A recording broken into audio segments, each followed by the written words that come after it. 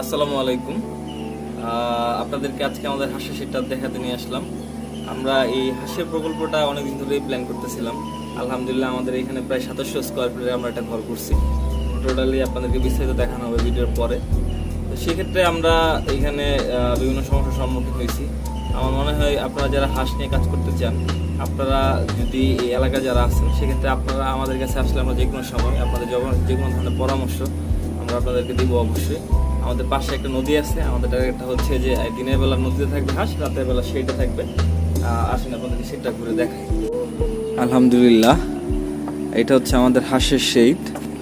আমরা এইটা প্রায় 2700 স্কোয়ার ফিটের একটা শেড আমরা করছি। এটা 2 ভাগে বিভক্ত।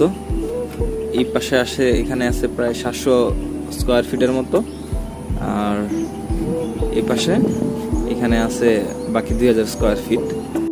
হাঁস যেহেতু গরমে থাকতে পছন্দ করে না, তাই আমরা এখানে উপরে ব্যবহার করছি আনোয়ার সিমেন্ট শিট, যাতে টেম্পারেচারটা সবসময় কম থাকে।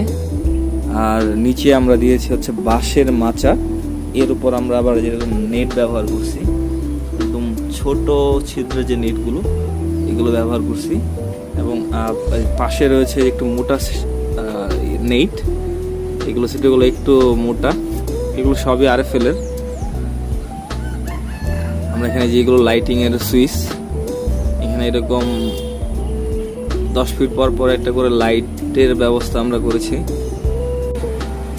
একটা হাঁসের প্রজেক্ট করা আমাদের অনেক দিনের স্বপ্নই ছিল, সেটার বাস্তবায়িত রূপ আমরা মোটামুটি অনেকটুকু এগিয়েছি। আমাদের সেট করা শেষ, আমরা এখানে বাচ্চা তুলবো খুব তাড়াতাড়ি, এবং আমরা অর্ডারও দিয়ে ফেলেছি অলরেডি বাচ্চার। ইনশাল্লাহ কিছুদিনের মধ্যে আপনাদেরকে বাকি আপডেট জানাবো।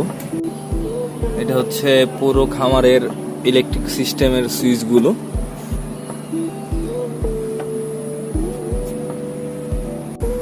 এটা হচ্ছে সিসি ক্যামেরা আমাদের খামারে। এরকম টোটাল 6টা সিসি ক্যামেরা আছে খামারের চারপাশে। মূলত এটা যেন আমরা যে কোনো সময় আমাদের মোবাইলে আমরা দেখতে পারি খামারের অবস্থান কেমন, হাঁস কেমন আছে, এটা জানার জন্য, বা সিকিউরিটি সিস্টেমটা একটু স্ট্রং করার জন্য আমরা এরকম সিসি ক্যামেরার ব্যবস্থা করেছি। খামারের চারপাশে এরকম ট্রিপাল থাকবে, যেটা হচ্ছে তাপমাত্রা নিয়ন্ত্রণের জন্য। যখন টেম্পারেচার কম থাকবে আমরা পতাকাগুলো নামাই দিব। আমরা হাঁস পালনের একটা মূল উদ্দেশ্য হচ্ছে প্রাকৃতিকভাবে হাঁস যেন বিচরণ করতে পারে, প্রাকৃতিক খাবার সংগ্রহ করতে পারে, সেই জন্য আমরা নদীর পাশে করেছি। এই যে আপনারা এখানে একটা নদী দেখছেন, এটা হচ্ছে ব্রহ্মপুত্রের একটা শাখা, একে বলা হয় মেঘি। আমরা দিনের বেলা হাঁস এখানেই থাকবে, রাতের বেলা আমাদের সেটা একদম কাছেই।